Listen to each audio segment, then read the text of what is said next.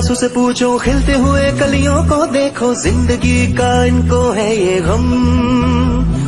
बहते हुए आंसू में बचपन, बढ़ती जिंदगी अंधेरापन, आंधी तूफान आवारापन। दिल की धड़कनों की ये है पुकार, सुनेगी क्या वो ये दुनिया। दिल की धड़कनों की ये है पुकार, सुनेगी क्या वो ये दुनिया।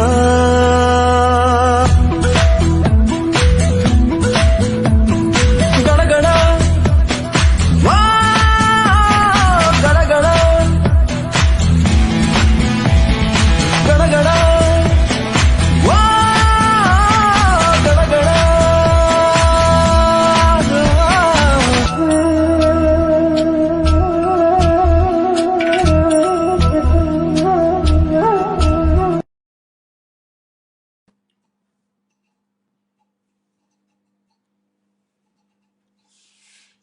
नमस्कार, मैं अनामिका सोनी, संस्थापक ऑल इंडिया सोच फाउंडेशन।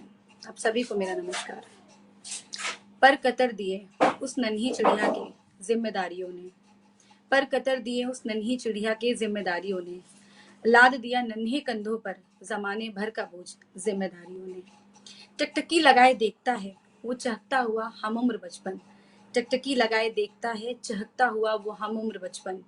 घिस घिस कर टेबल और प्लेट दे दिए छाले जिम्मेदारियों ने। टूटे फूटे कुछ आधे कुछ पूरे खिलौने इकट्ठा कर लेता वो काम करते करते कचड़ों से। टूटे फूटे कुछ आधे कुछ पूरे खिलौने इकट्ठा कर लेता काम करते करते वह कचड़े से। पत्थर को भी हीरा समझना सिखा दिया जिम्मेदारियों ने। भूखे पेट अपने ख्वाबों को उन गुब्बारों संग फलक पर उड़ता देखता है। एक थाली और चार पेट भरना सिखा दिया जिम्मेदारियों ने। मुफलिशों में वक्त बेवक्त हौसला टूटता है उसका भी, मुफलिशों में वक्त बेवक्त हौसला टूटता है उसका भी, मगर छोटू कहकर दूसरों के लिए जीना सिखा दिया जिम्मेदारियों ने।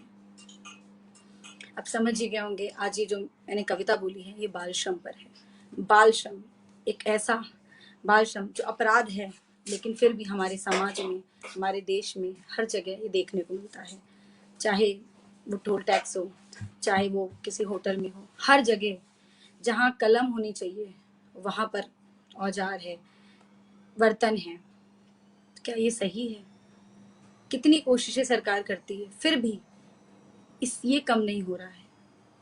आज इसी मुद्दे को लेकर आज का जो हमारा टॉपिक है कि बाल श्रम रोकने में जन सहभागिता, तो मेरे साथ को होस्ट करेंगी सोच फाउंडेशन की नेशनल कोऑर्डिनेटर अनुप्रिया पांडे।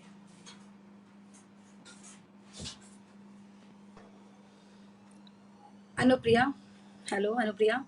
आज का जो टॉपिक है वो बहुत ही सेंसिटिव टॉपिक है, और आज इसीलिए हमारे जो गेस्ट हैं बहुत ही ऑनरेबल गेस्ट हमारे हैं, जिसमें हमारे जो उत्तर प्रदेश के जो ऑनरेबल सर हैं कमीशन के चाइल्ड वेलफेयर के, साक्षी जी सर, मैं उनका स्वागत करूंगी।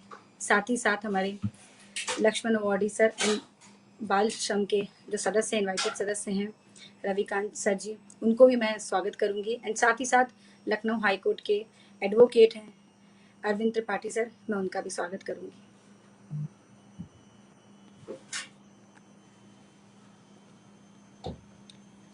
आप सभी का बहुत बहुत शुक्रिया and thank you so much sir. आप लोग इस प्लेटफॉर्म पे आए, आपने इतना अपनी कीमती समय इस चीज़ के लिए निकाला, उसके लिए बहुत बहुत thank you so much sir. Thank you Ravikant sir and thank you Arvind sir and thank you Sakshi sir.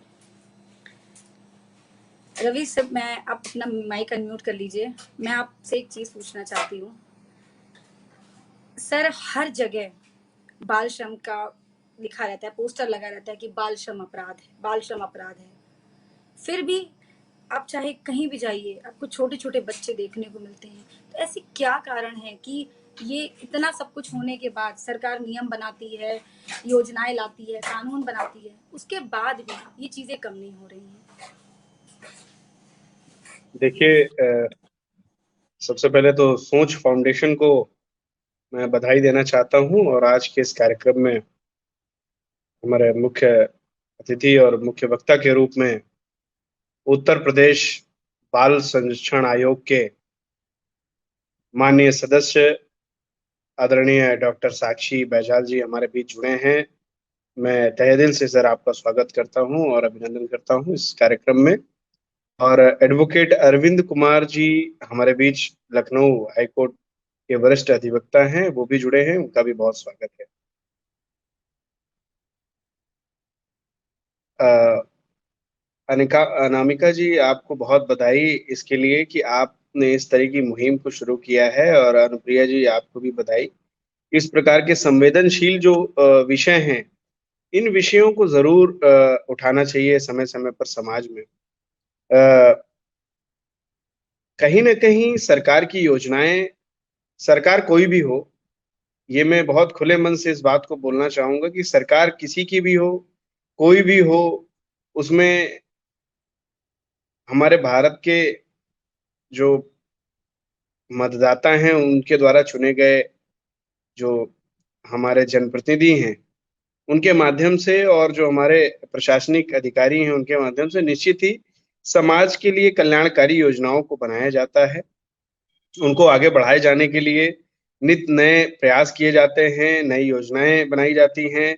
वो बात अलग है कि कभी किसी प्लेटफॉर्म पे, किसी गवर्नमेंट में, किसी शासन में, किसी टीम में बहुत ज्यादा दम होती है, बहुत अच्छा ऊर्जा होती है, जिसकी वजह से उसका संचार पूरे प्रदेश में नियमित रूप से दिखाई पड़ता है, देखने को हम लोगों को मिलता है। लेकिन जो भी आपने कहा कि उन योजनाओं का क्रियान्वयन कुशलता से ना हो पाना, उन योजनाओं में जिस तरीके से देश का और प्रदेश का नेतृत्व चाहता है, उसको अमली जामा पहनाने के लिए समय समय पर राज्य सरकारें, राज्य सरकार के संबंधित विभाग, राज्य सरकार के संबंधित निकाय, आयोग, परिषद, उनके द्वारा निश्चित ही समय समय पर इसके लिए गाइडलाइन जारी जारी की जाती है। लेकिन होता क्या है कि हम पूरी तरीके से सरकार पर और सरकारी तंत्र पे डिपेंड हो जाते हैं। मुझे लगता है कि आज ये जरूरत है, जैसे प्रधानमंत्री मोदी जी ने एक मुहिम को शुरू किया, सफाई अभियान। बहुत सारे लोगों ने शुरुआत में फोटो ही खिंचाने को लेकर के, सही, मैं क्रिटिसिज्म को भी इसमें लाऊंगा कि क्रिटिसिज्म हुआ, कुछ लोग फोटो खिंचाने के लिए भी झाड़ू उठाए, लेकिन आखिर ये हौसला तो आया लोगों के अंदर, खुद जज्बा तो जागा एक झाड़ू उठाने का। समाज में हर तबका, हर धर्म, जाति, समुदाय के व्यक्ति ने झाड़ू उठाने का काम तो किया। उसको उसको ले फोटो खिंचा के उसको शर्म तो नहीं है, उसने बकायदा उसको पब्लिश किया। फिर धीरे धीरे वो कल्चर में आया, और आज हम देख रहे हैं कि बहुत सारे लोग बहुत बड़ी मुहिम में स्वतः जुड़ चुके हैं। बहुत सारे सामाजिक संगठन इसके साथ जुड़ चुके हैं देश भर में, बहुत सारे समूह इस पे काम कर रहे हैं, सरकार खुद भी बहुत काम कर रही है। वो सफल होते इसीलिए दिख रहा है क्योंकि आम समाज जागरूक हो गया। इसीलिए 2008 में जब वीवी गिरी राष्ट्रीय श्रम संस्थान नोएडा के द्वारा एक संवेदनशील प्रोग्राम कराया गया, उसमें मुझे स्पोर्ट्स पर्सनालिटी के रूप में चुना गया, और यहाँ उत्तर प्रदेश प्रशासन एवं प्रबंधन एकेडमी लखनऊ में वो कार्यक्रम आयोजित हुआ। उस समय सुप्रीम कोर्ट के कमिश्नर थे आदरणीय महावीर जैन साहब।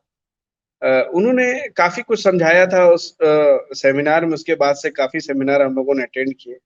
कहीं ना कहीं ये चीजें सामने आती हैं कि जब तक इन सभी योजनाओं को लेकर के, ये योजना जो हमारी जन सहभागिता है लोगों की, ये स्वयं नजर आनी चाहिए, लोगों को खुद आगे आना चाहिए इसको लेकर के। तमाम बार हमारे घरों में काम करने वाले लोग होते हैं, उनके साथ बच्चे भी आ जाते हैं। बच्चे अपने मदर को या फादर को देख रहे होते हैं काम करते हुए। 10-12 साल की उम्र में पैसे से टूटे हुए लोग उस चाहते हैं कि अगर हमारा बच्चा भी पूरा दिन यहाँ पे रहे, केवल साहब को पानी पिलाए, तो शायद काम चल जाए।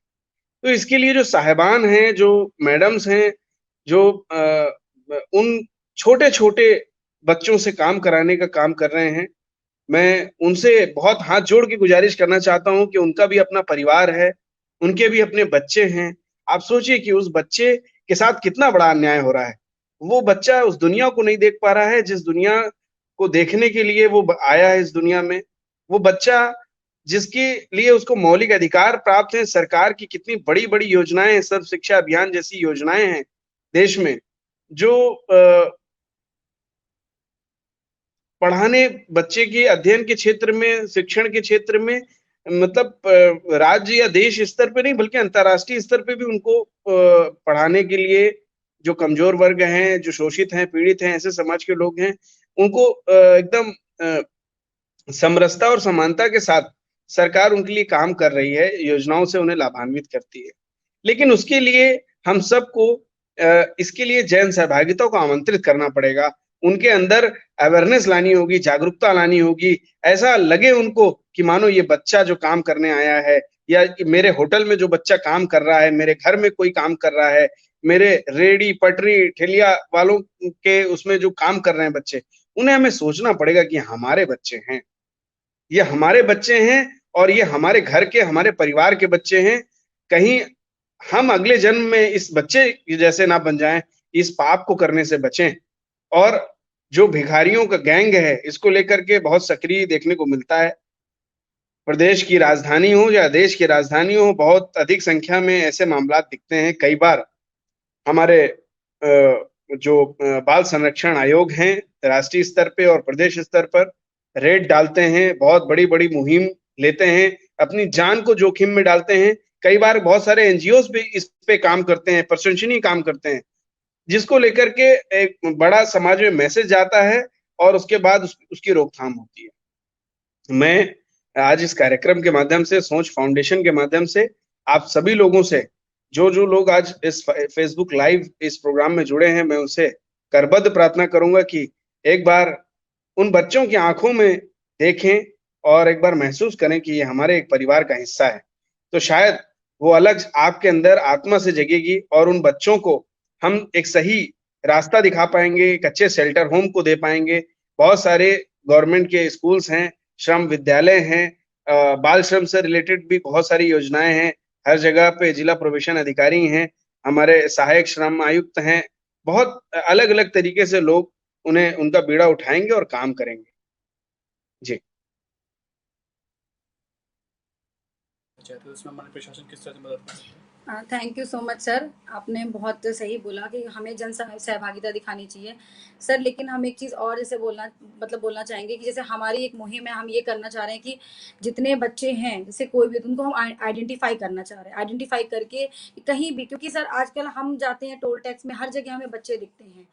तो मैं साक्षी सर से एक पूछना चाहूंगी कि जैसे सर हर जगह बच्चे दिख रहे हैं, लेकिन इस समय मतलब ये अपराध है, फिर भी खुलेआम आप देखिए, जब आप सिग्नल पे जाते हैं तो बच्चे भीख मांगना भी एक तरह से बाल श्रम ही है सर।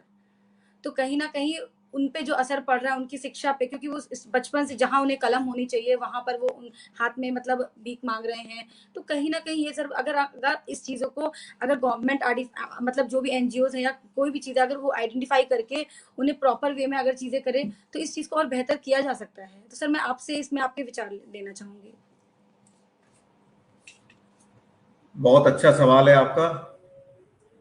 पर समस्या क्या आती है, हम लोग हमेशा जो है हाइपोथेटिकल आंसर्स में और हाइपोथेटिकल क्वेश्चंस में काफी समय व्यतीत कर देते हैं और कई बार पुरानी बातें याद करते हैं, जिसके लिए कहा जाता है पुरानी बातें याद मत करो। ये देश की जनसंख्या जो कि करीब 30-40 करोड़ थी आजादी के वक्त, आज 140 करोड़ है। हम सब लगे हुए हैं कि बच्चे बाल मजदूरी नहीं करें, कई अभियान चलाते हैं, बच्चे पकड़े जाते हैं, बच्चों को घर तक छोड़ते हैं, उनको शिक्षा अभियानों में भी दाखिला दिलाने की कोशिश करते हैं और भी सरकारी योजनाओं का लाभ उन्हें देने की कोशिश करते हैं। पर अल्टीमेटली होता क्या है? अल्टीमेटली होता यह है कि जो एक परिवार है गरीब, उसके 5-5, 6-6 बच्चे हैं, वो उन बच्चों का किसी भी तरह से लालन पालन नहीं कर सकते। ये प्रैक्टिकल प्रॉब्लम है और वो बच्चे लौट करके भीख मांगने में दोबारा आ जाते हैं। तो इस देश में जब तक जनसंख्या नियंत्रण कानून लागू नहीं होगा, जनसंख्या नियंत्रित नहीं होगी, जब तक 2 बच्चों का या 1 बच्चे का नॉर्म तो खैर चाइना में फेल हो गया, जब तक 2 बच्चों के नॉर्म लागू नहीं होंगे, ये बड़ा मुश्किल है कि बाल मजदूरी पर ढंग से कंट्रोल, 100% कंट्रोल किया जाए। प्रदेश सरकार भी लगी रहती है, सामाजिक संस्थान भी लगे रहते हैं, एनजीओ भी लगे रहते हैं, सब लोग अपना कार्य पूर्ण रूप से और उत्कृष्ट रूप से करते हैं। पुलिस वाले भी भगाते हैं बच्चों को, पकड़ते हैं बच्चों को, सीडब्ल्यूसी के सामने पेश करते हैं, पर घर जाने के बाद जब वहां भुखमरी आती है तो बच्चा लौट के दोबारा भीख मांगने पे आ जाता है। ज्यादातर भीख मांग रहे हैं या ढाबों पे जाए बर्तन मांज रहे हैं, यही सब काम प्रमुख कर रहे हैं, बच्चा उस पे आ जाता है। तो जब तक इस देश के अंदर जनसंख्या कंट्रोल नहीं करी जाएगी और शिक्षा नीतियों में कुछ अधिक बदलाव और नहीं करे जाएंगे, इससे कि शिक्षा नीति जो है आसान हो जाए गरीब बच्चों के लिए और उनकी समझ में आए, तब तक बच्चों को बाल मजदूरी से रोकना बहुत ही दुष्कर कार्य है, बहुत ही डिफिकल्ट कार्य है। मेरे हिसाब से मेरा मानना तो यही है कि हमें इसके ऊपर और वर्क करना होगा और कार्य करना होगा, शिक्षा के क्षेत्र में भी, सामाजिक क्षेत्र में भी, जनसंख्या नियंत्रण कानून के क्षेत्र में भी, कई क्षेत्रों में हमें अभी और कार्य करने की जरूरत है। जी थैंक यू सर। मेरा मानना ये है कि शिक्षा ही सबसे बड़ा धन है। और हमारे व्यूअर्स के साथ एक क्वेश्चन आया है, मतलब कि वो क्वेश्चन आया है कि जब ये बाल अपराध जो होता है तो उसमें कौन सा एक्ट लगाया जाता है। तो ये मतलब अरविंद जी, अगर आप सुन रहे हैं मुझे, तो प्लीज आप इसका थोड़ा सा आप इसको बता सकते हैं। जो लोग जबरन बच्चों से काम लेते हैं उन पर कौन सी धाराओं से में केस हो सकता है। आलोक जी ने पूछा है सवाल। सर आप अपना अनम्यूट कर लीजिए माइक। सर आप म्यूट हो।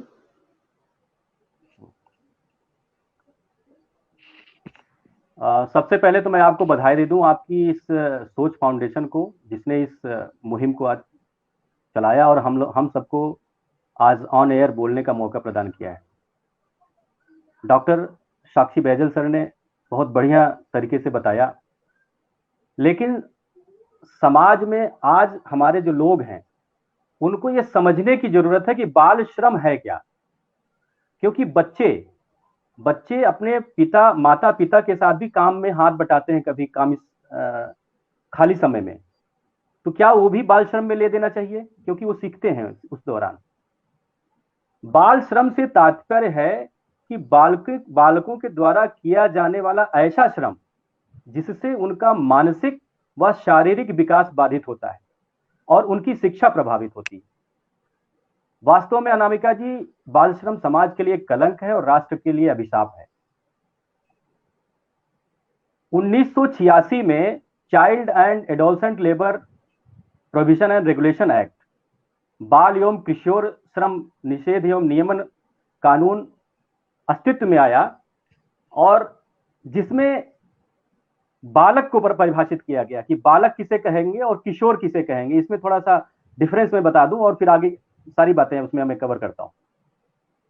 तो अधिनियम की धारा 2 के उप धारा 1 में किशोर को परिभाषित किया गया है। किशोर से अभिप्राय ऐसे व्यक्ति से है जिसने अपने जीवन का 14 वर्ष तो पूरा कर लिया है, किंतु अभी उसने 18 वर्ष पूरा नहीं किया है।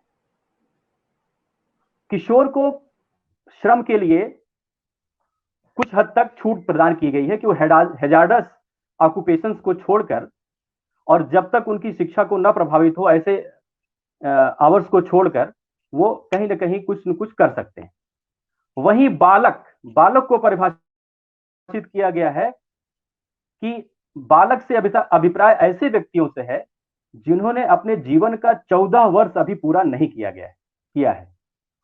तो जिन्होंने 14 वर्ष नहीं पूरा किया है वो बालक की श्रेणी में आते हैं, और जो 14 वर्ष से पूरा कर लिए हैं और 18 वर्ष के अभी नहीं हुए हैं वो किशोर की श्रेणी में आते हैं।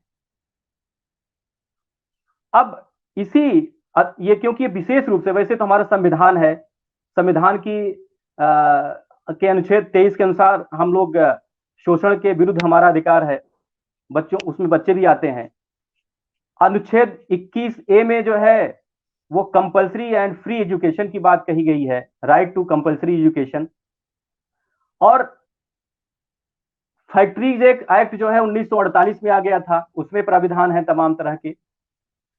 2009 में right to children to free and compulsory education act आया और खास तौर से बाल एवं किशोर श्रम निषेध नियमन कानून 1986 में आया। अगर कोई नियोक्ता यानी एम्प्लॉयर किसी बच्चे को, जो कि विधि द्वारा जितना कहा गया, जितनी छूट प्रदान की गई है उसके अलावा अगर वो अवैधानिक रूप से काम में लेता है या नियुक्त करता है, तो अब 2016 में पहले तो जो सजा थी वो भी कम थी और जो पेनाल्टी थी वो भी कम थी, लेकिन 2016 से सजा को भी बढ़ा दिया गया और पेनाल्टी को भी बढ़ा दिया गया है। तो उसमें कम से कम 6 माह और अधिकतम 2 साल की सजा हो सकती है, और कम से कम 20,000 और अधिकतम 50,000 तक की पेनाल्टी, या दोनों, यानी सजा और पेनाल्टी दोनों का प्रावधान सुनिश्चित किया है।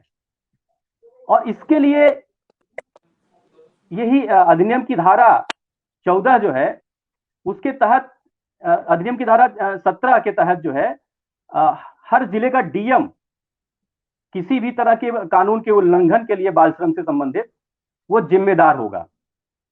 और 1997 में MC Mehta versus state of Tamil Nadu के मामले में सुप्रीम कोर्ट ने कहा कि अगर विधि द्वारा प्रतिपादित, विधि द्वारा जो स्थापित अधिनियम, जो कानून है, अवैधानिक रूप से लगाए गए प्रत्येक बच्चे के हिसाब से 20,000 का प्रतिकर नियोक्ता के द्वारा किया जाएगा, और वसूल की गई यह धनराशि उसकी शिक्षा और उसकी परवरिश, उसकी देखभाल के लिए उपयोग में लाई जाएगी।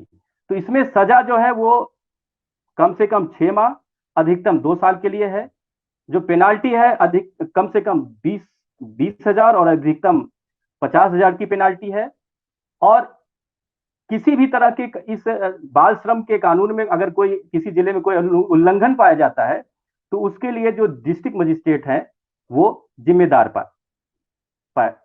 होगा इसके लिए एक टेक्निकल एडवाइजरी कमेटी भी सेंट्रल गवर्नमेंट नियुक्त करती है समय समय पर नोटिफिकेशन के द्वारा।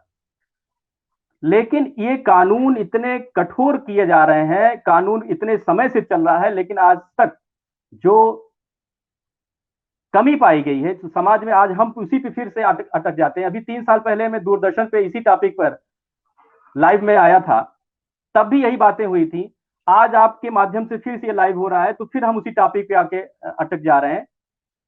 उसके लिए मात्र और मात्र हमारी जो जनता है, हम सबको अवेयर होना पड़ेगा, हम सबको जागरूक होना पड़ेगा, समाज में जागरूकता लानी पड़ेगी। कानून तो बनते हैं लेकिन उसका भली भांति इंप्लीमेंटेशन नहीं होता है, जिसकी वजह से ये खामियां, जो इसके लिए जिम्मेदार लोग हैं वो कहीं ना कहीं कुछ न कुछ नेग्लिजेंस या कह सकते हैं लापरवाही इसमें अवश्य ही बरतते हैं।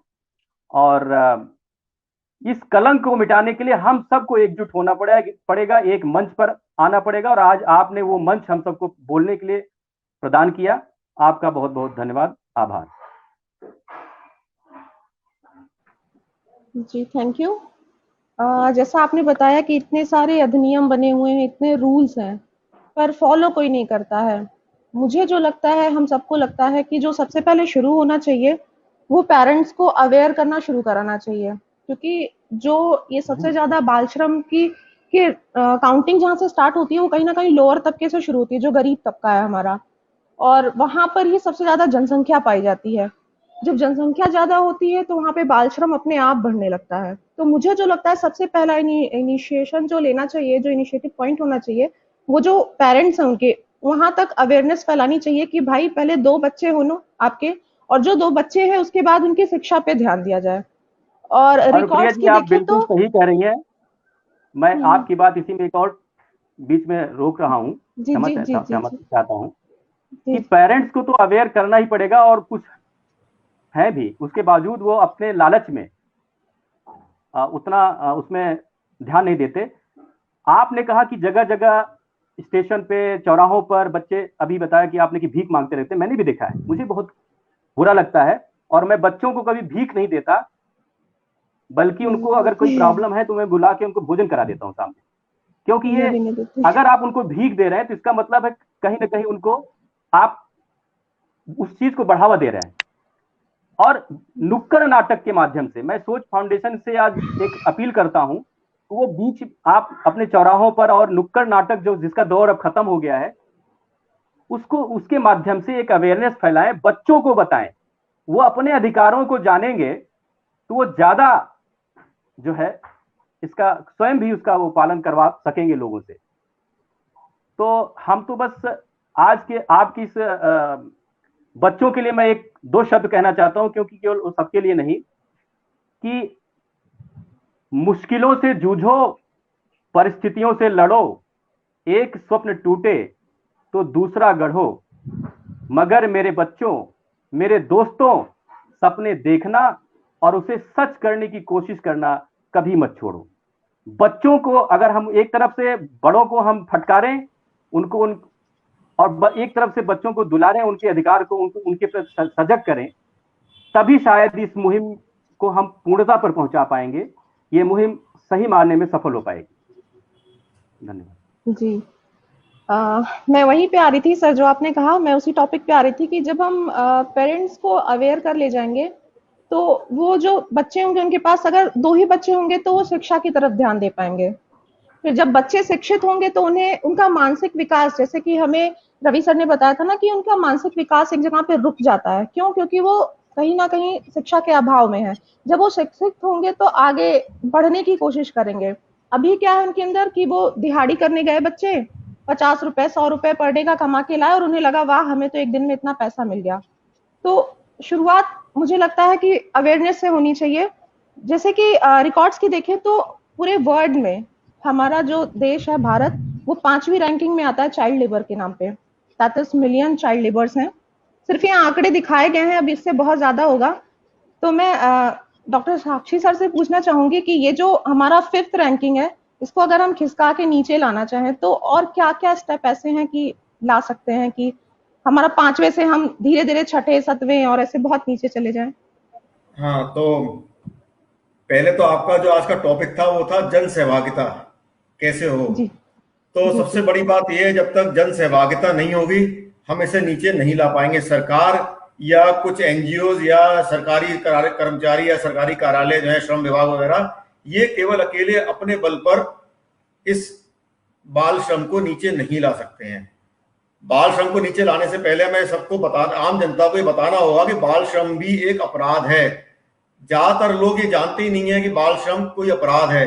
हर इंसान के घर में जो काम वाली बाई आती है या जो सफाई वाली आती है, अपने साथ बच्चे को लेकर के आती है। जैसा ही कहा गया, वो बच्चा कार्य करता है, बच्चा वो इसका तो स्कूल नहीं जा रहा होता है, और आदमी इस बात को रियलाइज ही नहीं करता है कि बच्चा जो आया हुआ है क्या ये स्कूल जा रहा है, क्या ये स्कूल नहीं जा रहा है।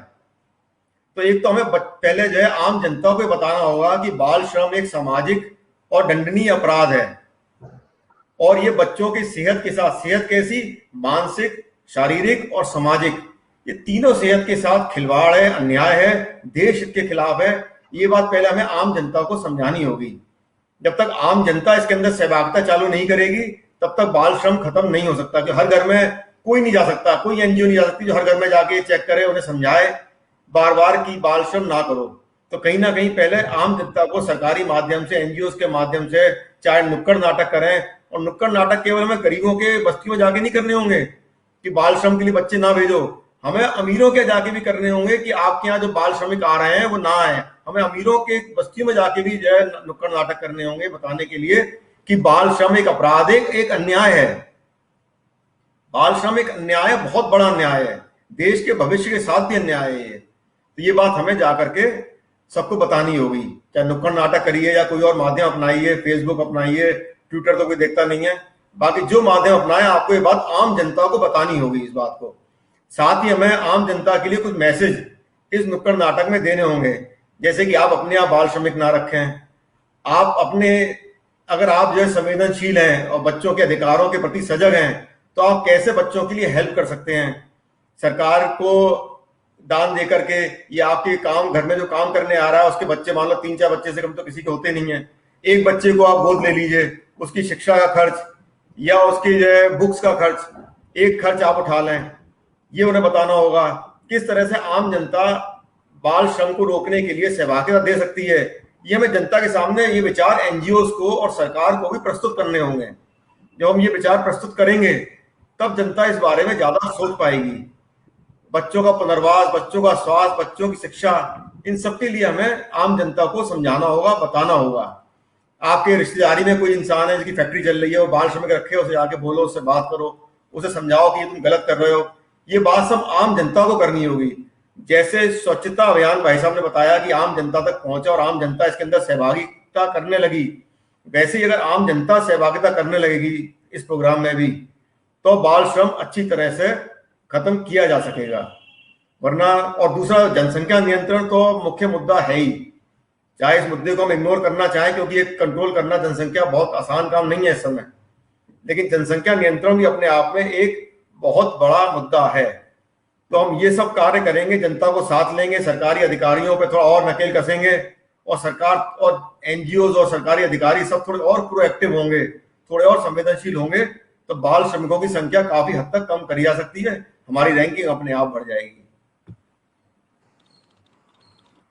सर एक हमारे पास एक क्वेश्चन आया है कि जब कोई बच्चा अपने परिवार की आर्थिक मदद करने के लिए काम करता है तो क्या उसको रोकना सही है? तो सर मैं इसमें एक चीज आपसे पूछना चाहूंगी, जो हमारा ये सरकार ने जो बीपीएल कार्ड बनाया, राशन कार्ड बनाया, जिसमें बहुत ही कम मतलब एकदम 1 रुपए, जैसे यहाँ पे कर्नाटका वगैरह में अलग स्टेट में 1 रुपए 2 रुपए चावल मिलता है, बहुत ज्यादा एक सरकार ने एकदम गरीबी रेखा के नीचे। तो अगर आर्थिक मदद वाली बात आ रही है तो कहीं ना कहीं ये भी एक तरह से रोका जा सकता, मतलब बच्चे अगर आर्थिक वाली बात आ रही तो उनके पेरेंट्स को हम बीपीएल के थ्रू भी अगर वो राशन घर का खर्चा चल सकता है। और सर जो स्कूल वाली बात आई है तो हमारे सरकार ने नवोदय बनाया है, रेजिडेंशियल सेंट्रल स्कूल, जिसमें सर मैंने अभी पढ़ाई था पूरा कि उसमें बच्चों के लिए पूरी तरह से फ्री है, मतलब स्कूलिंग से लेकर हॉस्टल सब कुछ उन बच्चों के लिए। लेकिन सर कहीं ना कहीं देखा जाए कि वहाँ पर जो गरीबी वाले बच्चे हैं उनकी संख्या कम है, लेकिन जो लोग अफोर्ड कर सकते हैं स्कूल, जो चीजें कर सकते हैं, उनकी संख्या शायद ज्यादा है। तो सर इस पे मैं आपसे बात करना चाहूंगी, जो एजुकेशन को लेकर सरकार ने स्कूल से नियम बहुत अच्छे बनाए हैं, बहुत सारी चीजें हैं, पर कहीं ना कहीं सर लोग उस तक पहुंच नहीं पा रहे हैं या हम उन तक नहीं पहुंच पा रहे हैं। जी जी, बहुत बढ़िया सवाल है आपका। अफसोस की बात यही है कि जिनके पास सब कुछ है वो इन योजनाओं का सबसे ज्यादा फायदा उठाने की कोशिश करते हैं। और बीपीएल कार्ड भी देखा गया, हमने सर्वे कराया था, बीपीएल कार्ड भी उन लोगों के पास है जिनके पास कार है, स्कूटर, मोटरसाइकिल सब कुछ है, पर वो येन केन प्रकरण से आप जानती हैं सब, वो लोग ये कार्ड बनवाने में सफल हो जाते हैं। जो मकानों की सहायता भी सरकार करती है वो भी कई उन लोगों के पास पाए गए हैं जिनके पास पहले से 3-4 मकान हैं, योजनाओं में 2-2 मकान ले रखे हैं। तो कहीं ना कहीं सरकारी तंत्र का दुरुपयोग करके कभी अपनी पत्नी का कार्ड लगा दिया, कभी किसी और कार्ड लगा दिया, ये लोग इस योजनाओं का दुरुपयोग करते हैं। इसका कारण है समाज में जागरूकता की कमी। तो मैंने इस पॉइंट को भी अपने आपको बताने के लिए लिखा था कि जो लोग बच्चों के लिए संवेदनशील हैं, बहुत सारी सरकारी योजनाएं चल रही हैं, जब उत्तर प्रदेश बाल श्रम विद्या योजना है, बहुत सारी योजना है, श्रमिक कार्ड है, श्रमिक कार्ड के तो अनेकों फायदे हैं, पर ये सब योजनाएं जो असली मजदूर है उसे पता नहीं है। तो कहीं ना कहीं एनजीओ का या सामाजिक रूप से जागरूक व्यक्ति का, चाहे वो किसी एनजीओ से जुड़ा हुआ नहीं हो, जुड़े तो ज्यादा बढ़िया है, ज्यादा कार्य कर पाएगा, उसका एक फर्ज है। सरकारी अधिकारी को फर्ज तो है ही, पर वो कितना फर्ज पूरा करते हैं ये तो आप सब लोग जानते हैं। पर जो आदमी के दिल में दर्द है इन बच्चों के लिए, जो आदमी सामाजिक रूप से जुड़ा हुआ है, जो आदमी जागरूक है, उस आदमी का फर्ज है कि इन योजनाओं का अध्ययन करे। और आप जैसी एनजीओ का भी मेरे ख्याल से कर्तव्य है कि इन योजनाओं का अध्ययन कर इन योजनाओं को गरीबों में तो पहुंचाइए, पर उन लोगों में पहुंचाइए जो लोग इन योजनाओं को गरीबों में पहुंचा सकते हैं। श्रमिक कार्ड के तो इतने फायदे हैं कि मैं आपको बता नहीं सकता। श्रमिक कार्ड जिस मजदूर के पास होगा उसको पेंशन भी मिलेगी, उसे जो है इंश्योरेंस भी मिलेगा, उसको मतलब बहुत सारी सुविधाएं मिलेंगी। लिस्ट बताऊं तो उपचार के लिए, चिकित्सा के लिए मिलेगी, दुर्घटना सहायता मिलेगी, मरणोपरांत राशि मिलेगी, मातृत्व योजना में फायदा मिलेगा, घर के निर्माण में ऋण मिलेगा। श्रमिक योजना में श्रमिक कार्ड बनता है, उसके बहुत सारे फायदे हैं उसके। पर ये आम श्रमिक जो है, जो असली श्रमिक है, वो बनवा ही नहीं सकता है। वो श्रम कार्यालय के चक्कर काट काट के, और अगर पता भी लग गया तो वो थक जाता है, या वो ऑनलाइन फॉर्म नहीं भर पाता है। तो जो समाज के जागरूक लोग हैं, एनजीओज हैं, इन योजनाओं का लाभ एक्चुअल गरीबों तक पहुंचाने की कोशिश करें। मेरे ख्याल से ये आपके प्रमुख कार्य में से एक होना चाहिए, क्योंकि अगर श्रमिक अमीर हो जाएगा तो नेचुरली वो अपने बच्चे को पढ़ाएगा लिखाएगा, वो अपने बच्चे को फिर जो है मजदूरी नहीं कराएगा। तो जो सरकारी योजना है उनका लाभ एंड यूजर को मिल सके, असली यूजर को मिल सके, असली श्रमिक को मिल सके, ये बहुत जरूरी है। और अगर श्रमिक को लाभ मिलेगा तो श्रमिक अभी भी अपने बच्चे को, कोई नहीं चाहता उसका बच्चा जो है काम करने जाए, मैंने खूब श्रमिकों से बात करी है, कोई नहीं चाहता उसका बच्चा काम करने जाए, पर जब घर में भुखमरी हो रही होती है, जैसे कि सवाल पूछा गया है, तो उन्हें जाना पड़ता है। और कहीं कहीं पता लगने पर, जैसे कि माता है, पिता नहीं है, 4-4 बच्चे हैं, तो कहीं ना कहीं आंखें बंद करनी भी पड़ जाती हैं सहायता करने के बाद भी। ये सब अनऑफिशियल बातें हैं, लेकिन इच्छा यही है, इच्छा शक्ति यही होनी चाहिए कि कोई बच्चा कार्य ना करे। हर बच्चे को जितनी सरकारी योजनाएं, माननीय योगी जी ने, हमारे मुख्यमंत्री जी ने बहुत सारी योजनाएं चालू करी हैं। उत्तर प्रदेश बाल श्रम विद्या योजना, अटल जी की अटल निवास योजना भी है, कर्मचारी बीमा योजना भी है, ऐसी बहुत सारी योजनाएं हैं। इनका उचित लाभ मिल सके, इसकी कोशिश हम लोगों को, सबको, एनजीओस को और सामाजिक रूप से जागरूक, बच्चों से प्रेम करने वाले हर नागरिक को इन योजनाओं का लाभ के लिए कोशिश करनी चाहिए। क्योंकि मजदूर ना पढ़ा लिखा होता है, उसे नहीं ज्ञान है, उसकी हमें मदद करनी चाहिए। हमारी रैंकिंग भी इंप्रूव होगी, हमारे बच्चे जो मजबूरी में कार्य करने जा रहे हैं वो मजबूरी भी खत्म होगी कहीं ना कहीं। आपने इसमें सर एक बहुत अच्छी चीज़ बोली है कि अवेयरनेस वाली, क्योंकि अभी कई लोग यही कमेंट्स कर रहे हैं कि गरीबी लोग, मतलब लोगों को पता ही नहीं है योजनाओं के बारे में, खासकर सर ग्रामीण में जो लोग होते हैं, माँ बाप होते हैं, उनको, मतलब जो किसान जितने भी लोग वहाँ पे हैं, ज़्यादा शिक्षा का अभाव की वजह से उनको योजनाओं के बारे में पता ही नहीं होता है। थोड़ा बहुत पता होता है तो वो भी वो उस हिसाब से कर ही नहीं पाते। तो सही माने में सही, आपने सही कहा, अवेयरनेस की बहुत ज़्यादा हमें ज़रूरत है। और जन सहभागिता जब तक नहीं होगी तब तक, जैसे अनुप्रिया ने बोला, तब तक हम इस रैंक से नीचे नहीं आएंगे। और मैं रविकांत सर से पूछना चाहूंगी, जैसे सर ने जन सहभागिता ये वाला टॉपिक भी उठाया था इसको लेकर, तो सर मतलब आपका क्या सजेशन है कि हमें जैसे लोगों को मिलकर और क्या क्या चीजें करनी चाहिए, जितने भी हमारे व्यूअर्स हैं? देखिए सर ने आज जो बात बोली है कि योजनाओं का ज्ञान नहीं है लोगों को, सरकार की योजनाएं हैं लेकिन ज्ञान नहीं है। मैं आपको बताना चाहता हूं कि विभाग की जब हमारे श्रम कल्याण परिषद की बैठक होती है तो हमारे श्रम कल्याण परिषद के जो अध्यक्ष हैं, राज्य मंत्री हैं, आदरणीय पंडित सुनील भराला जी, और हमारे जो अपर श्रम आयुक्त हैं, अपर मुख्य सचिव श्रम आदरणीय सुरेश कुमार जी सर, उन सभी लोगों का एक बहुत बड़ा चिंतन होता है कि आखिर लाभार्थी क्यों नहीं आ रहे हैं। इस समय हम लोगों ने प्रोजेक्ट दिए हैं लोगों को, जनपदों में हमने क्रमवार लोगों को प्रोजेक्ट दिया है कि भाई कम से कम 1000 लाभार्थी हमें प्रतिमाह चाहिए।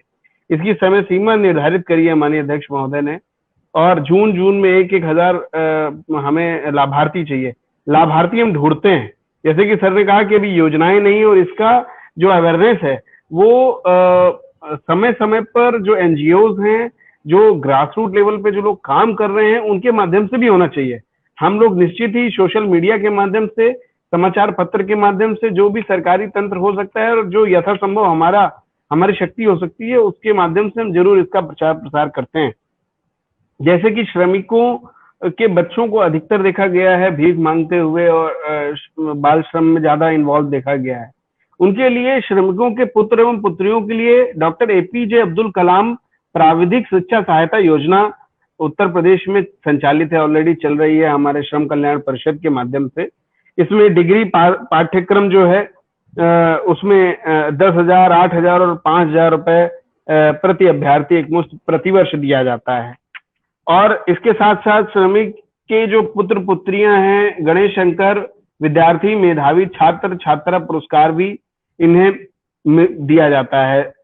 15,000 रुपए के आसपास इनको इसके लिए जो है एक सीमा है कि इनकी जो आय है वो इस प्रकार की नहीं होनी चाहिए, और लगभग जो अच्छे इनमें से 60% या उससे अधिक 75% पाने वाले विद्यार्थी, उनको 3,000 और 5,000 रुपए इसमें दिया जाता है। आज ये बहुत अच्छा सुंदर मौका है, और मैं 2 मिनट के अंदर ही इन योजनाओं के बारे में भी इसलिए बताना चाह रहा हूं कि लोगों को पता चले कि आखिर श्रम विभाग कितनी सारी योजनाओं को संचालित कर रहा है प्रॉपरली। मुझे लगता है एनजीओज को कोऑर्डिनेट करके अपने जनपद में जो हमारे एएलसी हैं, असिस्टेंट लेबर कमिश्नर हैं, जो हमारे श्रम और बाल श्रम से रिलेटेड जो भी विभाग हैं, जो लोग इसके लिए उत्तरदायी हैं, उनसे निश्चित संपर्क में रहना चाहिए। अगर कहीं कोई ऐसा व्यक्ति दिखता है, किसी रेस्टोरेंट में दिखता है, किसी होटल में दिखता है, किसी ऐसी जगह में बाल श्रम होता आपको दिखता है जो गलत है, उसकी प्रॉपर लाइव वीडियो बनाइए, और उसके लिए हमारा बाल संरक्षण आयोग बना हुआ है। हम निश्चित ही आदरणीय डॉक्टर बहल सर से अनुरोध करेंगे कि उस पर कड़ी कार्रवाई करें अपने स्तर से, और उचित दिशा निर्देश भी दें ताकि भविष्य में इस प्रकार के कृत्य सामने ना आ पाए। लेकिन यथासंभव वो सारी मदद जरूर करेंगे, मुझे आशा है। लेकिन साथ ही साथ हमारी जो जन सहभागिता की बात है, जन सहभागिता के माध्यम से हम जिस तरीके से उनको फायदा दे सकते हैं, वो बहुत सारे मतलब ऐसे चीजें हैं कि जो आश्रित हैं उनको भी हमारी तरफ से योजना दी जाती है। हरिश्चंद्र मृतक आर्थिक सहायता योजना के माध्यम से श्रमिकों के पुत्र और पुत्रियों के विवाह के लिए कन्यादान के रूप में ज्योतिबा फूले कन्यादान योजना है। उसके बाद हमारे पास जो है यदि कोई अंत्येष्टि हो गई है, कोई मृत्यु हो गई है किसी घर में श्रमिकों में, तो अंत्येष्टि हेतु दंतोपद ठेगड़ी मृतक अंत्येष्टि सहायता योजना है। आप सोचिए कि गत वर्ष मेरे जितना जानकारी में है, मैं 1 या 2 लोगों का केवल एप्लीकेशन इसके लिए आया। कितना दुर्भाग्यपूर्ण था कि हमारे पास इसके लिए एप्लीकेशंस नहीं आ पा रहे, क्योंकि सर ने ये बात सही कही कि शैक्षिक ना होने की वजह से, आदरणीय डॉक्टर बैजल सर ने बहुत अच्छी बात पॉइंट लिया कि उनके अंदर शिक्षण की कमी होती है, शैक्षिक योग्यता नहीं होती, उनको जानकारी नहीं होती योजना की। बहुत अब तो ऑनलाइन योजनाएं हो गई हैं, ऑनलाइन वो बेचारे फॉर्म भी नहीं भर सकते हैं, ऑनलाइन किसी तरीके से सहायता नहीं कर सकते हैं वो अपनी खुद की। तो मुझे लगता है इसके लिए जो पढ़े लिखे समाज के लोग हैं, एनजीओज हैं, हम सब लोगों को थोड़ा थोड़ा सा इस पे सहयोग देने की आवश्यकता है। इससे बहुत सारी चीजें सामने भी आएंगी और लोगों को समझ में भी आएगा कि नहीं, इस प्रकार से योजनाएं संचालित होती हैं जो एकदम पूरे पारदर्शी ढंग से होती हैं। इसके साथ साथ श्रम विभाग में बहुत सारी योजनाएं हैं। अभी श्रम विभाग में जो हमारे बच्चे हैं, युवा हैं, उन युवा बच्चों के लिए एक श्रम कल्याण परिषद ने एक बहुत अच्छी योजना को लॉन्च किया, आदरणीय चेतन चौहान क्रीड़ा प्रोत्साहन योजना के माध्यम से। जिले स्तर पर 10,000 रुपए, राज्य स्तर पे 25,000 रुपए, राष्ट्रीय स्तर पे 50,000 रुपए और अंतर्राष्ट्रीय स्तर पे 1 लाख रुपए दे करके हम श्रमिक परिवार के जो बच्चे हैं, उन जो खिलाड़ी बच्चे हैं जो अचीवमेंट ला रहे हैं, उन बच्चों को आर्थिक रूप से भी सहायता देके उन्हें प्रोत्साहित करेंगे। तो अब श्रमिक परिवार को ये तय करना होगा, ये हमें उन्हें बताना होगा कि आपको ये निर्णय लेना है कि कामयाबी के बीच फासला एक निर्णय का ही होगा, और वो निर्णय जो पेरेंट्स हैं उनको लेना होगा। जो उस बाल श्रम करने वाला जो बच्चा है उसके जो पेरेंट्स होंगे, यदि हम उन्हें बताएंगे कि अगर आप इस बच्चे को स्पोर्ट्स में थोड़ा सा एक्टिव कर दें, स्पोर्ट्स में कोई छोटा मोटा भी अचीवमेंट आ जाता है, तो अभी आपके बच्चा भीख मांग के और ये सब करके महीने का 2,000 रुपए कमा रहा है। अगर ये 4 महीने 5 महीने अच्छी मेहनत कर लेता है और स्टेट लेवल पे खेल लेता है, तो एटलीस्ट 25,000 रुपए इसको मिलेगा। तो इसकी पढ़ाई भी अच्छी हो पाएगी, इसका थोड़ा सा खान पान भी अच्छा होगा, और कहीं ना कहीं खेल के माध्यम से उस बच्चे का सर्वांगीण विकास बहुत संभव होगा, सकारात्मक दिशा की तरफ बढ़ेगा। और इतिहास गवाह रहा है कि बहुत सारे ओलंपियन और बहुत सारे जो श्रेष्ठ और प्रतिष्ठित खिलाड़ी हमारे देश में हुए हैं, वो बहुत गरीबी रेखा के नीचे जीवन यापन करने वाले खिलाड़ी थे। बहुत ही मेहनत के साथ वो लोग आगे बढ़े, बहुत ही शिद्दत के साथ, बहुत मुश्किलों के साथ उन्होंने उन मुश्किलों का सामना निगरे की तलवार से किया, और परिस्थितियों का सामना लगातार करते करते उन्होंने उस चीज को अचीव किया। तो ऐसे लोगों को मैं सैल्यूट भी करता हूं, और वो सभी प्रेरणा है हम सब के लिए। तो मुझे लगता है कि जैसे सर ने बोला कि जो आज का टॉपिक भी है कि जन सहभागिता के माध्यम से हम किस प्रकार से लोगों को अवेयर कर सकते हैं, ये मुझे ऐसा लगता है, मैंने लिखा भी है, माननीय मुख्यमंत्री जी को भी लिखा है, माननीय प्रधानमंत्री जी को भी लिखा है कि जो हमारे एनजीओज हैं, जो अच्छा काम कर रहे हैं, जो देश के लिए कुछ करना चाहते हैं, उनके अंदर दृढ़ इच्छा है, तो भले उन्होंने मास्टर ऑफ सोशल MSW ना किया हो, सोशल वेलफेयर का मास्टर्स ना किया हो उनके मेंबरान ने, लेकिन उनके लिए कोई प्रॉपर एक ऐसी नीति होनी चाहिए कि 3 डे 4 डे 5 डे 7 डेज का कोई एक ऐसा प्रॉपर कोर्स निहित कर देना चाहिए, जिसको करने के बाद ही कोई सोसाइटी एक्ट पे कोई एनजीओ का रजिस्ट्रेशन कराने के लिए पात्र व्यक्ति माना जाए। ये मेरी समझ थोड़ी बहुत थी इस क्षेत्र में, तो मैंने जो मैं थोड़ा बहुत अनुरोध कर सकता था पत्र के माध्यम से मैंने अनुरोध भी किया है। इससे निश्चित ही देश में कुछ ऐसी व्यवस्थाएं जन्म लेंगी कि लोग सीरियसली टेकअप करेंगे चीजों को। या तो 7 डेज का ट्रेनिंग सेमिनार बीच से छोड़ देगा कोई, या वो पूरा करेगा, फिर निश्चय करेगा कि क्या मैं एलिजिबल हूं, क्या मैं कैपेबल हूं इसको करने के लिए, आगे कंटिन्यू करने के लिए। फिर या जब वो फैसला कर लेगा, तो फिर आप सोचिए कि वो एक पढ़ा लिखा और बहुत छोटी छोटी चीजें सभी सोशल वेलफेयर के बारे में जानने वाला व्यक्तित्व बन के उभरेगा, और निश्चित ही समाज के लिए लाभकारी होगा। ये एक बड़ी प्रक्रिया होगी समाज में जन सहभागिता की, क्योंकि जो फाउंडेशंस हैं, जो एनजीओ हैं, वो रीढ़ हैं इस देश की। अगर समाज में सकारात्मक दिशा पे कार्य ना करने वाले लोग हों तो कैसे समाज चल सकता है। तो ये मेरा अपना व्यू है कि हमें जन सहभागिता को आमंत्रित करना होगा, लेकिन साथ ही साथ स्वयं भी उन विभागों में उन अधिकारियों से मिल करके एक अच्छा समन्वय स्थापित करके जो लाभकारी और कल्याणकारी योजनाएं हैं सरकार की, उनसे उन लोगों को फायदा दिलाना होगा। मैंने जिन योजनाओं के बारे में शायद अभी बताया, बहुत सारे लोग इन योजनाओं के बारे में जानते भी नहीं होंगे। श्रम विभाग में इस तरह की बहुत सारी योजनाएं हैं। तो श्रम विभाग एक बहुत बड़ा विभाग है। केवल ये एक ध्येय लें जो फाउंडेशन है कि वो ज्यादा नहीं, अगर वो एक फाउंडेशन, जैसे एक डिस्ट्रिक्ट में लगभग 100 एनजीओ सक्रिय रूप से काम कर रहे होते हैं और लगभग 25 से 50 एनजीओ ऐसे होते हैं जो गवर्नमेंट का भी काम कर रहे होते हैं। मुझे लगता है कि उनकी ये नैतिक जिम्मेवारी बनती है कि उस सरकार की योजनाओं को अंतिम व्यक्ति तक पहुंचाएं। और यदि एक एक व्यक्ति, ज्यादा नहीं, एक एक एनजीओ साल भर में 1,000 लोगों को लाभान्वित करे तो एक जनपद में आप सोचिए संख्या किस मायने में किस जगह पहुंच जाएगी। ये संख्या, एक छोटा सा संकल्प लेने की आवश्यकता है और जानकारी की आवश्यकता है। Thank you. इसमें मैं एक बात बोलना चाहूंगा कि मैं एक एग्जाम्पल देता हूं कि लोग क्या कर सकते हैं। शहर का नाम लूंगा और योजना का नाम नहीं लूंगा। कानपुर ग्रामीण की मैंने समीक्षा करी, इतना बड़ा क्षेत्र और एक बड़ी ही महत्वपूर्ण योजना के अंदर केवल 3 बच्चे एनरोल हुए थे और एक छोटा शहर, उस शहर के अंदर 150 बच्चे थे। तो कहीं ना कहीं जन सहभागिता के साथ साथ अधिकारियों की मन की इच्छा, क्योंकि अधिकारियों को थोड़ा मैं पीछे पड़ा रहता हूं, क्योंकि अधिकारी हैं जो हम लोग हैं, हम लोगों को जो है अपने कार्य करने के लिए चाहे सैलरी मिल रही है, चाहे हमें जो है एक सम्मान मिल रहा है, तो हमारा थोड़ा जो है ज्यादा कर्तव्य बनता है कि हम इसको ढंग से कार्य करें। एनजीओ जो कार्य कर रहे हैं वो उनके मन की इच्छा है कि उनको मन करता है कि वो जनसेवा करें, तो एनजीओ के मन की इच्छा है, वो मन की इच्छा है तो वो ज्यादा अच्छा कार्य कर पाते हैं और ज्यादा अच्छा कार्य करें। एनजीओ के बिना शायद ये देश चल भी ना पाए। जो कोरोना काल के अंदर एनजीओ ने लोगों को खाना बांटा, वो भी अपने आप में एक मिसाल था।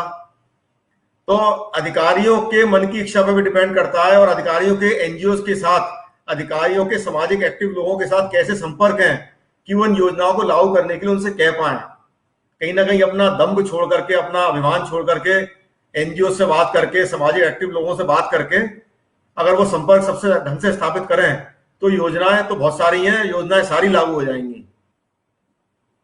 यही कहना चाहूंगा।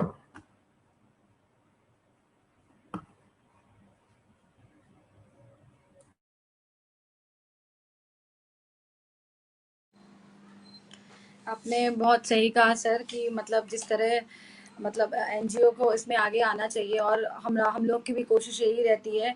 और हमने जैसे आपकी जितने आपकी हमने बातें सुनी, बहुत सारी चीज़ें हमें भी पता नहीं थी और कहीं ना कहीं हमारी भी कोशिश यही रहेगी कि जन सहभागिता को इसमें और ज़्यादा बढ़ावा मिले और अवेयरनेस सबसे ज़्यादा फैला। साथ ही साथ हमारी मतलब सर मेन मुहिम ये रहेगी लोगों को आइडेंटिफाई करके। तो सर हम क्या उस हिसाब से चीज़ें तो कर सकते हैं ना कि हम लोगों को जैसे बच्चे हैं आइडेंटिफाई करके उनके पेरेंट्स की काउंसलिंग करके कि अगर कि वहाँ पे कहाँ क्या कमी आ रही है, आखिर वो बच्चा क्यों बाल मजदूरी कर रहा है, क्या कमी है, क्या उसके घर में अगर खाने को नहीं है तो क्या उसके पास बीपीएल कार्ड नहीं है, इसको अगर स्कूल नहीं है, अगर उसको स्कूल नहीं है तो सरकारी योजनाओं को हम उसको अवेयर कराएं। जो सरकारी योजनाएं हैं उनके बारे में भी उनको बताएं कि नहीं हम सरकार ने ये नियम लाए हैं, आप ये चीज़ें कर सकते हैं, मजदूरी करवाने की जरूरत नहीं है। क्योंकि अनुप्रिया ने एक बात बोली थी कि जब बच्चा एक बार जाता है तो 40-50-100 रुपए की मजदूरी करता है, फिर उसको लगता है कि मैंने तो पैसे कमा लिए। वो एक पैसे की उसको, क्योंकि उस उम्र में उसको कलम पकड़नी चाहिए, पर उसको एक पैसे कमाने का भूत सवार हो जाता है कि नहीं हमें पैसे मिले हैं, मेरे माँ बाप भी करते हैं, हम और करेंगे। तो वो उसका जो बचपन है वो शिक्षा की ओर से पूरी तरह भटक जाता है। और कहीं ना कहीं जो शिक्षा का बहुत अगर अभाव है तो पेरेंट्स में जो बच्चों को लेकर चीजें होती है कि नहीं हम कर रहे हैं, आगे चल के हमारा भी बच्चा वही करेगा। लेकिन हम जो सबसे ज्यादा एजुकेशन, जैसे सर रविकांत सर ने भी बोला कि बहुत सारी योजना जिसमें पता ही नहीं है। सही बताऊं सर तो इसमें 1-2 योजनाएं मुझे आपने सुनी थी, मुझे भी ये चीजें नहीं पता। लोग अवेयर सच में होनी चाहिए। तो कहीं ना कहीं अवेयरनेस की बहुत ज्यादा जरूरत है और ये चीजें होनी ही चाहिए। अनुप्रिया आप। हाँ अनामिका। जैसे सर ने ना बहुत सारी योजनाएं बताई, आपने एकदम सही कहा कि मुझे भी ये इन योजनाओं के बारे में पता नहीं था। मुझे लगता है कि शहरी इलाकों में भी बहुत लोगों को ये योजनाएं नहीं पता होंगी। तो अगर हमें सर ने ये योजनाएं बताई हैं, हमारे संज्ञान में ये बातें आई हैं, तो हमें ये नोट आउट करना चाहिए और कहीं ना कहीं इसको अवेयर, ठीक है हम रूरल से शुरू करेंगे, रूरल में भी चलाएंगे और शहरी शहरी इलाकों में भी चलाएंगे, क्योंकि कहीं ना कहीं जो है गांव के लोग भी आते हैं हमारे शहर में, ठीक है। जो ये बाल श्रम अपराध है, अपराध तो देखते हैं लेकिन हम उसे जो है अनदेखा कर देते हैं, ठीक है बच्चा कर रहा है करके चला जाएगा, क्योंकि हम उसके लिए कुछ नहीं कर पाते हैं। हमें लगता है हम कितना दे देंगे, 100, 50, 500, 1000, इतने में उसका क्या होगा, वो आज यहाँ कर रहा है पैसा लेगा, अगले दिन फिर वहां जाएगा। पर जब हमारे पास आइडिया होगा ना, हमें पता होगा उसका रास्ता की ये योजना है, तो अगर मतलब वो बच्चा नहीं भर पा रहा है या उसके पेरेंट्स नहीं भर पा रहे हैं, हम उसकी मदद करते हैं एनजीओ के थ्रू या पर्सनल लेवल पे भी करते हैं, तो वो कहीं ना कहीं वो जो श्रम की तरफ जा रहा है, अपराध की तरफ वो बच्चा जा रहा है, वो लोग वहां से थोड़ा हटेंगे। और ये मुझे लगता है कि फिर ये जो अपराध है ये धीरे धीरे, मैं उसी टॉपिक पे आऊंगी कि हमारी रैंकिंग धीरे धीरे कम होने लगेगी। अनामिका।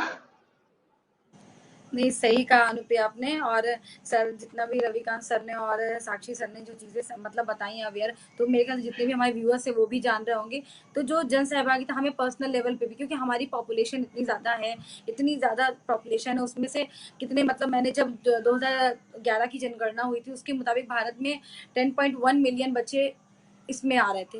तो कहीं ना कहीं अगर हर इंसान, जैसे हम एक एनजीओ के माध्यम से नहीं कह रही हूँ, लेकिन अगर एक आम इंसान, एक आम नागरिक, एज अ सिटीजन हमारी जिम्मेदारी है, अगर हम किसी बच्चे को बाल श्रम करते हुए देख रहे हैं, या अगर जैसे आप कोई होटल चला रहे हैं, कहीं कुछ भी और आप देख रहे हैं, तो कहीं ना कहीं आप उस चीज को अप्रोच ही मत करिए। लोग वो करते हैं कि आप उसको नेगलेक्ट करिए, बिल्कुल approach ही मत एंटरटेन नहीं करिए। कोई इंटरटेन करने की कोई जरूरत नहीं है, उसे अनदेखा मत करिए क्योंकि वो अपराध है। और आपके समाज में अगर ऐसा हो रहा है तो वो आप भी उस अपराध के भागीदारी हैं और आप भी अपराधी कहलाएंगे। तो ये अवेयरनेस मुझे लगता है जरूर आनी चाहिए, सिर्फ ये नहीं कि उनके पेरेंट्स के अंदर। अगर हम किसी बच्चे से काम करा रहे हैं, किसी एक छोटू को चाय का ऑर्डर दे रहे हैं, तो हम भी अपराधी कहलाएंगे। ये ऐसा अगर दिमाग में मानसिकता अपने बना ले हर कोई कि हम छोटे बच्चे से काम करा रहे हैं या होटल में काम कर रहा है उसको ऑर्डर दे रहे हैं, तो हम भी अपराधी कहलाएंगे। अगर ऐसी मानसिकता हो जाएगी तो कहीं ना कहीं धीरे धीरे ये कट आउट होगा बाल श्रम, और इस मुहिम को आगे बढ़ा पाएंगे हम। मैं रवि सर से इसमें एक कमेंट लेना। Anamika, you are on mute. जी नहीं, आप सबका बहुत अच्छा सोच है और ये सोच फाउंडेशन ही है।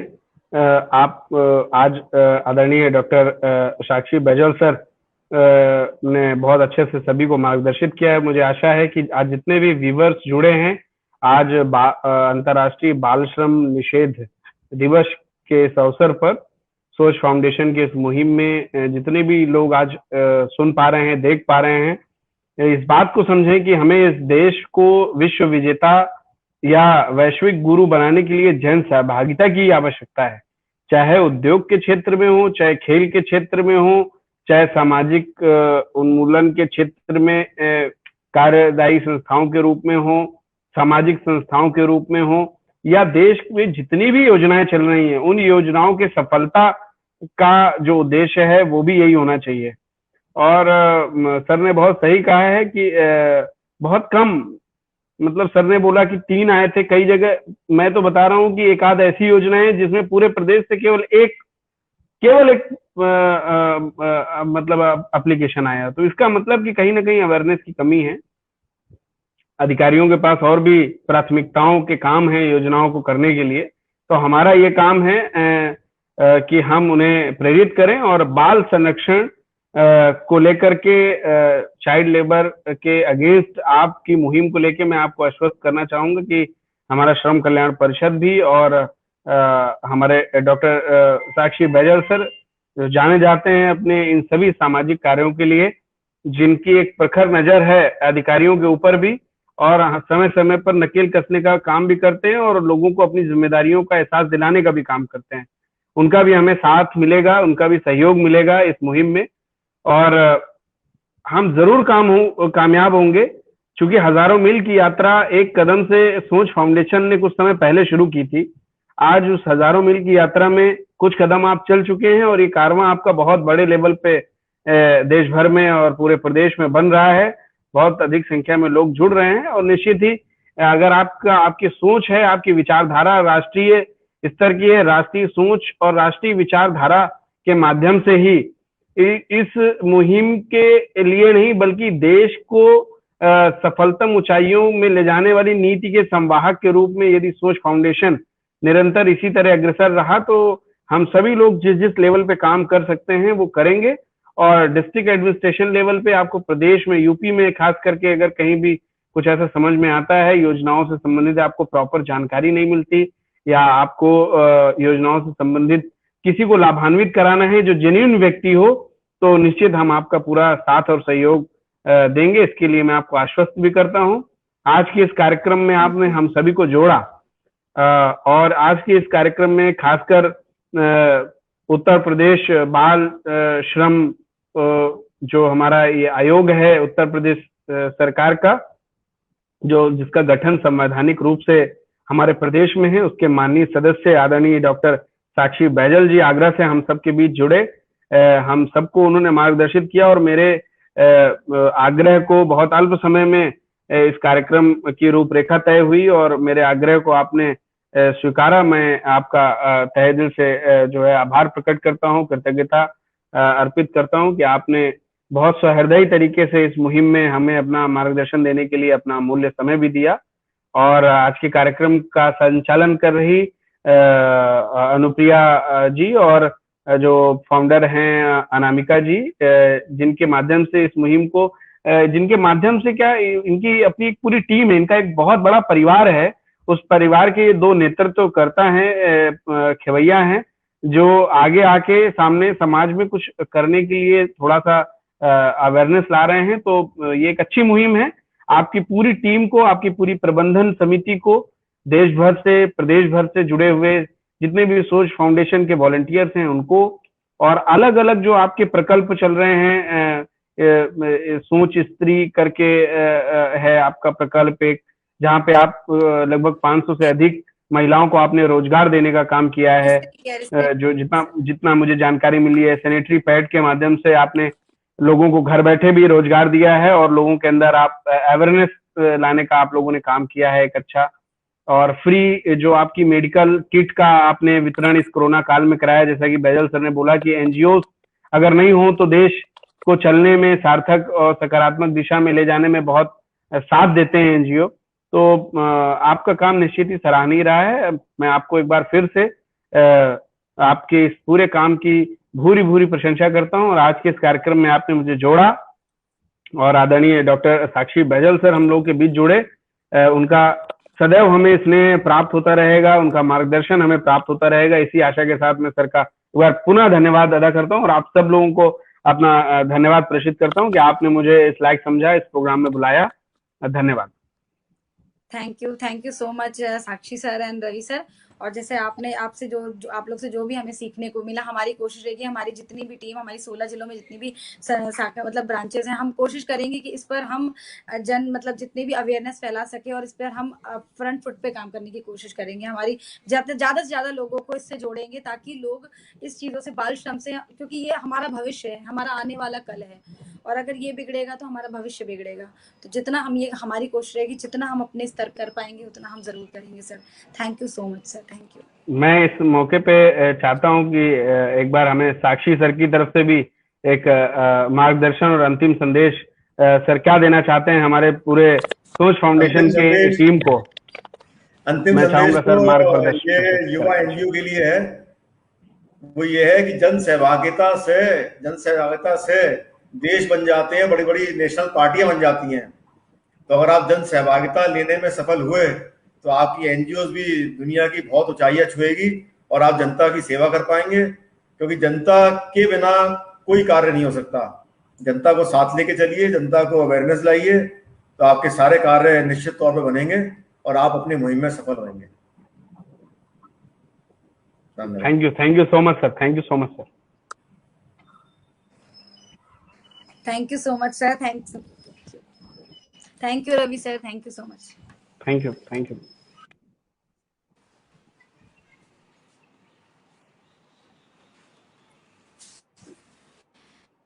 आज अनामिका। अनुप्रिया जिस तरह एडवोकेट त्रिपाठी सर और रविकांत सर और साक्षी सर ने जिस तरह चीजें बताई, सच में मुझे भी इतनी सारी योजनाओं के बारे में नहीं पता था। ये इन योजनाओं के बारे में तो सच में बिल्कुल इतना नहीं पता था। मुझे लगता है इतना कि नहीं पता। ग्रामीण इलाकों में तो करना ही करना है। मुझे लगता है शहरी करना ही इलाकों में भी इसका शहरी इलाकों में भी इसकी जागरूकता ज़रूर फैलानी चाहिए कि जिससे हम जैसे लोगों के घर में जो भी बाल श्रमिक आ रहे हैं, हम उन्हें उस चीज़ के लिए रोक सकें और उन्हें सही मार्गदर्शन दे सकें कि भाई तुम्हें बच्चों को काम कराने की ज़रूरत नहीं है, उन्हें तुम शिक्षित कराओ, ये योजना है, तुम बच्चे को इस तरफ पढ़ाओगे तो ऐसे स्कूल हैं जो कि फ्री ऑफ कॉस्ट हैं। मतलब हर तरीके की सुविधा है, पर अवेयरनेस ना होने की वजह से वो सारे जो है अभिज्ञ हैं उन सब चीजों से। तो बहुत अच्छा मैसेज दिया है सर ने, जो अवेयरनेस वाला, कि हमें इस अवेयरनेस के मतलब बहुत ज़्यादा ज़रूरत है, क्योंकि जानते हम सब हैं। मतलब आप रोज अगर आप घर से निकल रहे हो तो आपको एक ना एक बच्चा बाल श्रम करते नजर आएगा ही आएगा, जरूर ये मिलता है। 100% है। लेकिन फिर भी हम उस चीज़ से अनजान, फिर भी हम मतलब ठीक है उसको नेग्लेक्ट कर देते हैं। ठीक है, आप कहीं भी जाओ, कोई बच्चा आपको, चाहे वो भीख मांग रहा होगा, चाहे वो कुछ मांग रहा हो, कुछ ना कुछ, चाहे आप सिग्नल पे जाते हो, टोल टैक्स पे जाते हो, तो आपको बच्चा दिखता है। तो कहीं ना कहीं हम जितना इस चीज़ को इग्नोर के साथ साथ उस चीज़ को सुधार लाएंगे। कहाँ कमी आ रही है, हर जगह हम निकलते हैं, हम सामने से निकल रहे हैं, जैसे कि आपने बोला था, हम सामने से निकल रहे हैं, लगा हुआ है कि बाल श्रम अपराध है, पर थोड़ी देर में जब हम्म आप किसी होटल में बैठते हो तो बोलते हैं छोटू एक चाय लेके आना।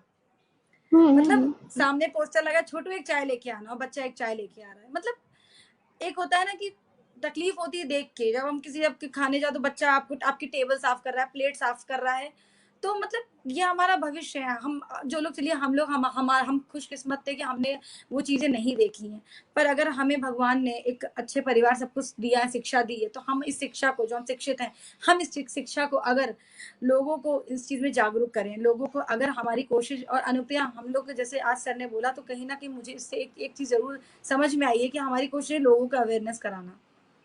जैसे हम लोग ने पर्यावरण के लिए मुहिम चलाई थी, तो कहीं ना कहीं हमारी इस पूरी टीम को हर जगह इस चीज के लिए भी एक मुहिम चलानी चाहिए कि समय समय पर, ना सिर्फ कि आज हम वर्ल्ड अगेंस्ट चाइल्ड डे है तो सिर्फ आज ही आके, जैसे कि हमने पर्यावरण पूजा आज ही आके हमने किया, फिर हम साल भर तक भूल जाएंगे, नहीं। हम समय समय पर इस चीजों को, लोगों को जागरूक करते रहेंगे, कैसे क्या करना है, क्या उससे प्रॉब्लम हो। जैसे साक्षी सर ने बोला था कि जनसंख्या नियंत्रण बहुत ज्यादा इंपॉर्टेंट है। जब आपके घर में आप 8-10 बच्चे होंगे तो आप वो चीजें, ऑब्वियस सी बात है, गरीब इंसान को प्रॉब्लम होगी, पर अगर 2 बच्चे होंगे तो कहीं ना कहीं वो चीजें सॉल्व हो जाएंगी, अपने क्योंकि आप कम इतना होने लगेंगी। अपने आप कम होने लगेंगी। तो इस चीज के लिए मैं सच में बहुत ज्यादा थैंकफुल हूँ कि हमारे मतलब एक बार बोलने पर सर लोग आए, और कहीं ना कहीं बहुत ज्यादा सीखने को हमें खुद भी सीखने को मिला, और साथ ही साथ जितने भी व्यूअर्स हैं, हम कहेंगे ज्यादा से ज्यादा इस वीडियो को शेयर करें, ताकि आप जो चीजें हैं, जो लोगों को इतने योजनाओं के बारे में पता चले, योजनाओं के क्योंकि बारे बहुत में सारी हमारे योजनाएं इस वीडियो में बताई गई हैं।